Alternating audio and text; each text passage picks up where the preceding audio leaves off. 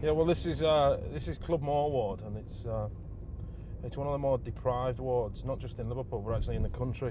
If you compare the statistics for things such as health statistics, unemployment, and antisocial behaviour and issues such as that, it ranks quite low. It's one of the most poorest wards, most deprived. When you look at it from the outside, it can look a fairly green place, and houses have been improved, and it can look quite a nice place to be in. But it's behind the closed doors, the issues that people have, as I say, with health statistics, with other issues that you don't really see, and they're some of the major issues that we have to try and tackle. You say you had a lot of social investment in there and social housing and stuff. That's maybe past now, that type of investment. Is that a threat now because of what's going to happen on Wednesday? To a certain degree. I mean, a lot of the money has come from either the public sector purse or it's came from social housing providers. We still have a large programme from one of the big social housing providers in the area, Liverpool Mutual Homes, which is to upgrade a lot of the houses. And as you go around the ward, you begin to see there's lots of investment going in about improving the fabric of houses. And also what you might not see as you drive down is a lot of investment going on to try and bring communities together. Yeah. So provision of different services and support for things like tenants and residents groups. But it is fair to say that a lot of the investment is it's expensive because you're trying to tackle what in some cases are generational problems about access to jobs, access to services, tackling health problems. So it requires an awful lot of public sector funding. Would the public sector be big in awards like this in many ways, with people on benefits or people working in the public sector? Yeah, we have higher than the national average amount of people who are on things such as job seekers allowance and incapacity benefit as well. But it's also fair to say that we have a lot of people in the area who will be in work. A lot of them will be in public sector work, so you'll have a lot of people who are working at places such as the hospital, perhaps the council, but not just directly in the public sector. You'll have people who are working in those areas which are reliant on the public sector for their contracts. So you'll have people in construction industries, etc., who are reliant on those large public sector jobs that a city like Liverpool has seen over the last 10 years or so.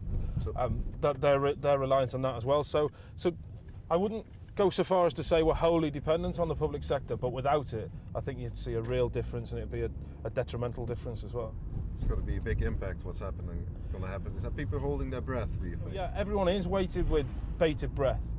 Everyone is quite concerned, and an awful lot of it is that just not knowing. Even after Wednesday, when we have the comprehensive spending review, it's still not going to be 100% clear about where the cuts are going to fall, how exactly it's going to impact on people, and the changes that they're going to face. So what happened here?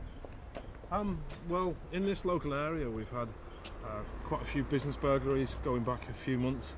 So we brought together the police and the city council and other agencies to see how we could tackle that.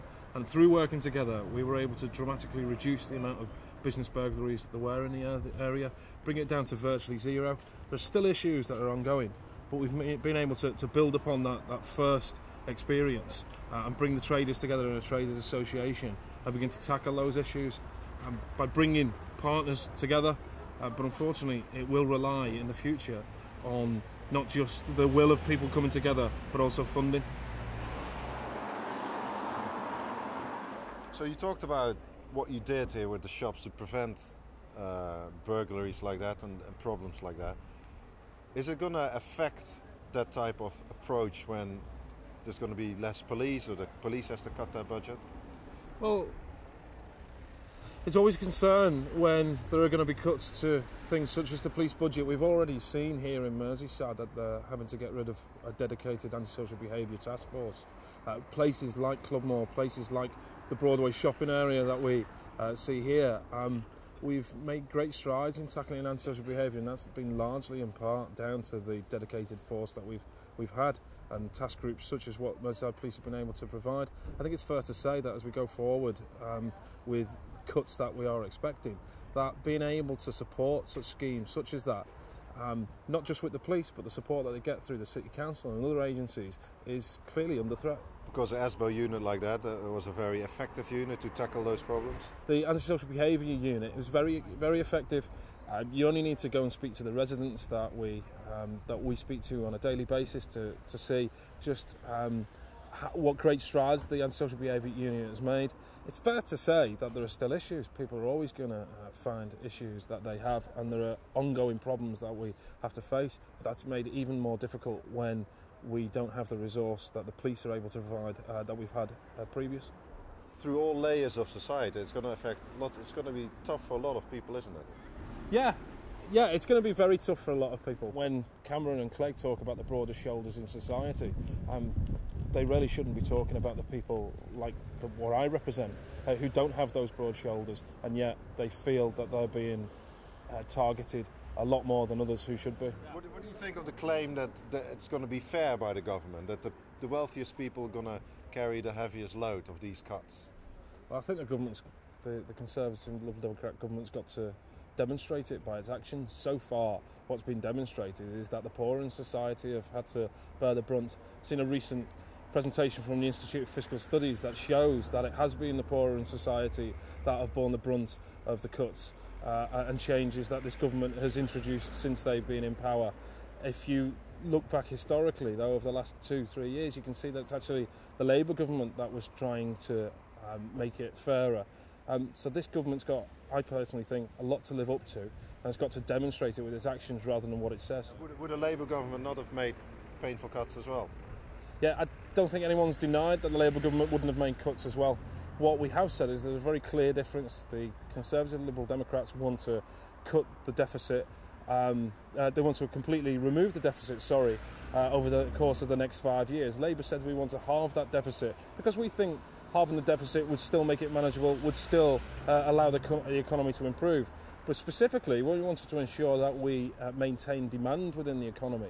And it's clear from the cuts that the Conservative and Liberal Democrats are trying to impose that that's going to have a terrible effect on demand within the economy, just at a time that it needs the support.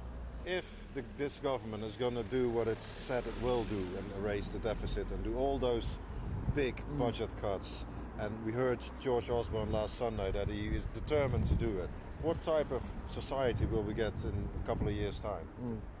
The type of society it feels that they want to create is one where everybody has to fend for themselves. I don't believe that's the type of society that an awful lot of people want to live in, and certainly when you look back at the election result, it wasn't the type of society that the majority of people voted for. I think it's a society that's built on people being able to it depends on what they can purchase, depending on what type of area they live in, the type of society and community that are able to live in.